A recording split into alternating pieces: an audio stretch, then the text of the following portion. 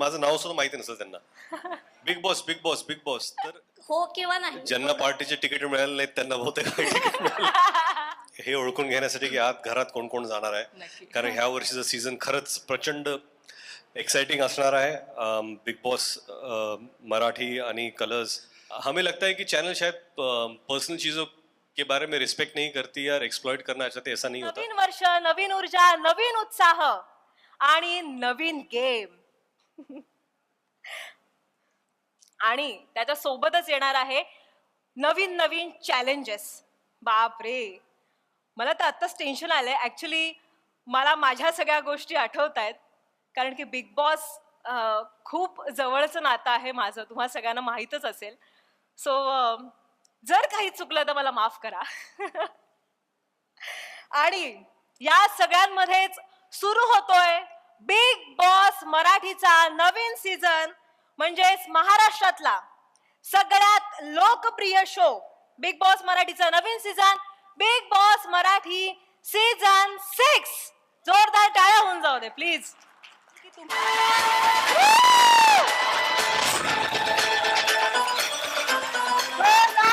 स्वागत करूया Bigg Boss मराठीचे रॉकिंग होस्ट रितेश विलासराव देशमुख. मागचा सीझन वाजवला, यंदाचा गाजवायचा आहे.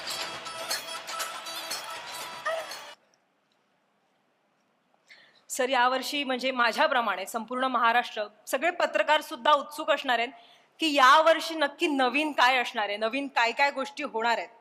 आणि तुम्ही नक्की या वर्षातलं, ऍक्च्युली हे बिग बॉसचं नवीन सीझन म्हणजे या वर्षातलं महाराष्ट्राला दिलं गेलेलं सगळ्यात मोठं गिफ्ट आहे. बिग बॉसचं सीझन.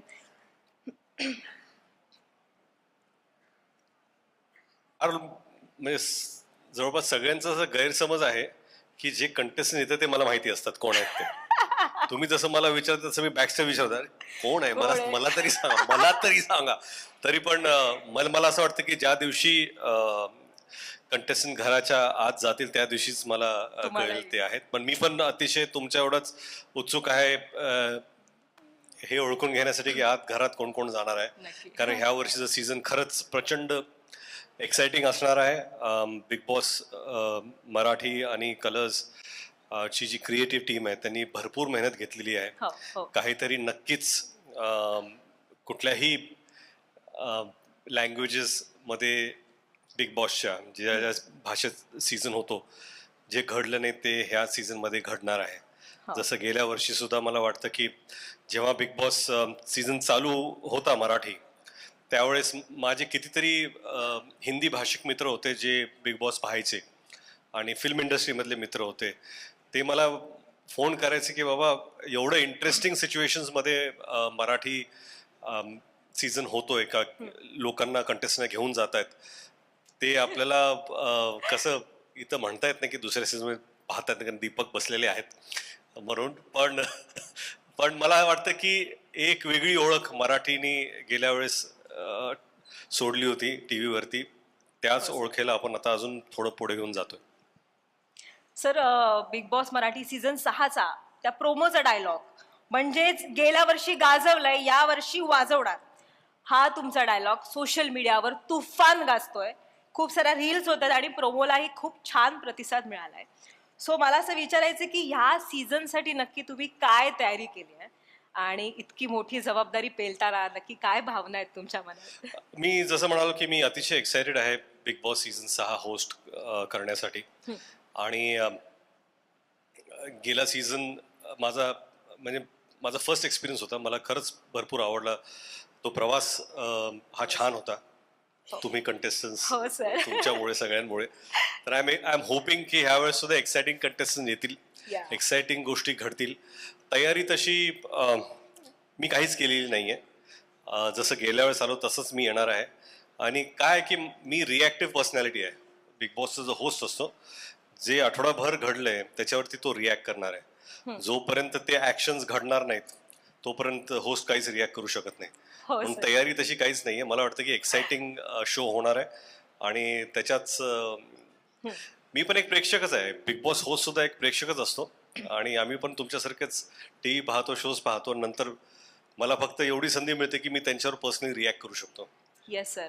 आणि तुम्हाला काय वाटतंय जे स्पर्धक येणार आहेत त्यांच्या स्ट्रॅटर्जीमध्ये काय फरक असेल? म्हणजे आम्ही जसा गेम खेळलो तसंच ते खेळतील का? काय वाटतंय तुम्हाला? नाही, कसं आहे ना की स्पर्धक हा विचार करतात की गेल्या सीझन मध्ये काय चाललंय, काय होणार आहे, किंवा कुठल्या गोष्टी केल्यामुळे त्यांना ओरडा मिळाला, किंवा कुठल्या गोष्टी केल्यामुळे पब्लिकचं सपोर्ट मिळालं. ह्या सगळ्या गोष्टीचा विचार ते करून येतात. पण त्याच्यापेक्षा जास्त हुशार आमची क्रिएटिव्ह टीम आहे. की तुम्ही जो जो विचार करून येणार आहात त्याच्यावरती कसं त्यांना, म्हणजे कसं आहे की नेले पे धैला ज्याला म्हणतो, येस सर. तसं ते विचार आमची क्रिएटिव्ह टीम पण करत आहे. तुम्ही हेही म्हणाल की चखवा देणार आहे. चखवा नक्कीच Yes. देणार. आणि प्रत्येक स्टेपला, प्रत्येक एपिसोडला, प्रत्येक दिवशी काहीतरी नवीन घडणार आहे. जसं ह्या स्टेजवरती तुम्ही पाहताच की एवढी दारं आहेत, याच्यापेक्षा कितीतरी जास्त दारं घरी असणार आहेत. प्रत्येक दारापाठीमुळे काहीतरी गोष्ट घडेल, आणि ती गोष्ट तुम्हाला जेव्हा तुम्ही शो मध्ये याल त्यावेळेसच ती कळेल. नक्कीच. म्हणजे चकवा देऊन महाराष्ट्राचा थकवा नक्कीच घालवणार आहे हा शो, एवढं तरी नक्की आहे सर. बरं, यंदाच्या घरात ना खूप रहस्यमयी दारं आहेत. आता आपण स्टेजवर पण पाहतोय. सो ती दारं नक्की सरप्राईज देतील की धक्का देणार आहेत? तुम्ही काय सांगाल? म्हणजे या वर्षीचे स्पर्धक गेम प्लॅन्स करून येतील, स्ट्रॅटर्जीज असतील, आणि त्यांच्या स्ट्रॅटर्जीमध्ये काय उलथापालथ असेल? काय मला वाटतं वाटतंय? की कसं आहे की प्रत्येक वेळा एखादा कंटेस्टन्स काहीतरी विचार करून येतो की मी आता ही स्ट्रॅटेजी वापरणार आहे. परंतु प्रत्येक दारा पाठीमागे मला असं वाटतं की काही सुखद धक्के असतील, काही जोरदार धक्के पण मिळतील. सरप्राईजेस तर भरपूर असणारच आहेत. दार म्हटले की दारा पलीकडे काय आहे याची उत्सुकता जेवढी आपल्याला असेल प्रेक्षक म्हणून, तेवढीच कंटेस्टंट म्हणून त्यांना पण असेल. आणि Yes. प्रत्येक दार एकाच दिवशी नाही उघडणार आहे. ते हळूहळू, कधी हळूहळू. 10व्या हळूहळू दिवसाला धक्के बसणार आहेत. हळूहळू धक्के बसणार, पण जोरदार धक्के बसणार. नक्कीच नक्कीच नक्कीच सर. आणि त्या धक्क्यांवर तुमचा कसा रुबाब दिसणार आहे? तुम्ही मागच्या वेळीपेक्षा अजून जास्त चिडणार आहात की काय होणार आहे नक्की? अहो, माझं की चिडणं लाड करणार आहात सर? माझं चिडणं तुमच्यावर अवलंबून आहे. तर मला वाटतं कंटेस्टंट जसे बिहेव करतील तसं मला डिरेक्ट करावं लागेल. हो सर. आणि काय आहे की होस्ट म्हणजे तुम्ही कंटेस्टंटच्या जीवनात जास्त इन्व्हॉल्व पण होऊ शकत नाही, हो सर. कारण की त्यांचा तो प्रवास त्यांचा असतो. तो प्रवास होस्ट म्हणून तुमचा नसतो. आणि मला वाटतं की करेक्टिव्ह मेजर्स, थोडंफार गायडन्स, आणि एकच कम्युनिकेशन आहे कंटेस्टंट मध्ये, होस्टमध्ये. हो. त्यामुळे बाहेर काय चालू आहे त्यावेळेस त्याची सगळी माहिती आम्हाला असते. आणि काय आहे की आज फक्त टीव्हीवरचे प्रेक्षक नव्हे तर सोशल मीडियावरती एवढ्या प्रतिक्रिया येतात लोकांचे. प्रत्येकाचा एक वेगळा अनुभव असतो. प्रत्येकाला वाटतं की नाही नाही, होस्टनी हा प्रश्न विचारला पाहिजे का, ही बरोबर होती का, हा बरोबर होता, की ह्यानी हा चुकीचा वागला का, ह्या चुकीच्या वागल्या नाहीत. आणि ह्या सगळ्या गोष्टी अॅनलाइज करून मला वाटतं की एक शोची एक दिशा असते, ती घेऊन पुढे जाण्याचं काम होस्टचं असतं. आणि ते आमची नक्कीच क्रिएटिव्ह सर. टीम आणि आम्ही बसून ठरवतो. नक्कीच. गेल्या वर्षीशी निगडीत एक प्रश्न तुम्हाला विचारायला आवडेल की जेव्हा घरामध्ये वादविवाद होतात किंवा घरामध्ये जेव्हा कोणत्याही कारणावरून भांडणं वगैरे होतात तेव्हा त्या घराचं वातावरण बिघडतंच, पण कधी कधी त्या शोचे होस्ट म्हणून तुम्ही होतात आणि तुमचं सुद्धा कधी कधी पारा चढतो. तर या सगळ्या गोष्टीला या वर्षी जर असं काही घडलं तर रितेश देशमुख कशा पद्धतीने हँडल करतील? काय ना की काही काही रिॲक्शन्स इम्पल्सिव्ह असतात. असा विचार करू शकत नाही आपण की प्रत्येक वेळा पारा चढणार आहे. त्या आठवड्यात काय घडलंय, नेमकी त्याचं कसं रिॲक्शन झालेलं आहे. आणि काही काही गोष्टी खरं म्हणजे मला पर्सनली न घेता मला असं वाटतं की महाराष्ट्राच्या पर्स्पेक्टिव्हमधून मी घेतो. आमची टीम सुद्धा तसा विचार करते की बाबा लोक काय विचार करतात, लोकांचे काय प्रश्न असतील. असं नेहमी असू शकत नाही की हे सगळे प्रश्न माझे स्वतःचे आहेत. पण बऱ्याच वेळा असं असतं की त्यावेळेस महाराष्ट्र काय विचार करतोय, रिॲक्शन्स काय येत आहेत आणि काय प्रश्न विचारले पाहिजेत. पण नेहमीच असं होत नाही. कधी कधी इम्प्रॉम्प्टू माझ्या मनातल्या काही गोष्टी असतील त्या सुद्धा त्यावेळेस निघतात तिथे. आणि त्या काही म्हणजे सुखद असतील, काही रागात पण असू शकतात. पण ते मी आत्ता असं सांगू शकणार नाही की मी कसं रिॲक्ट करीन, कारण काय त्यावेळेस पण मी प्लॅन करून गेलो नव्हतो. ह्या सीझन मध्ये सुद्धा मी प्लॅन करून जाणार नाहीये. थँक्यू. अजून एक प्रश्न आहे सर. जी नितीन. गेल्या वर्षी काही स्पर्धकांनी आपलं स्वतःचं नाव व्हावं किंवा टीव्हीवर आपण दिसावं म्हणून त्यांच्यापेक्षा सिनियर कलाकारांना किंवा त्यांच्यापेक्षा सिनियर कंटेस्टंटला त्यांचा अपमान सुद्धा केला. पण या सगळ्या सिच्युएशन जर या वर्षी सुद्धा अशी घडली किंवा असा एखादा काही प्रसंग आला की ज्याच्यामुळे खूपच विचित्र आम्हाला बघायला वाटेल किंवा टीव्हीवर दिसेल, तर या गोष्टीकडे रितेश देशमुख होस्ट म्हणून कशा पद्धतीने बघतील? मला वाटतं जसं गेल्या वर्षी रिॲक्शन्स होत्या, काही काही गोष्टी असतात ज्या प्रत्येक व्यक्तीची जी मर्यादा असते ती राखण्याचा प्रयत्न होस्ट म्हणून सुद्धा आणि चॅनल म्हणून सुद्धा आणि शो म्हणून सुद्धा ते आम्ही राखण्याचा नक्कीच प्रयत्न आणि प्रयास करणार आहोत.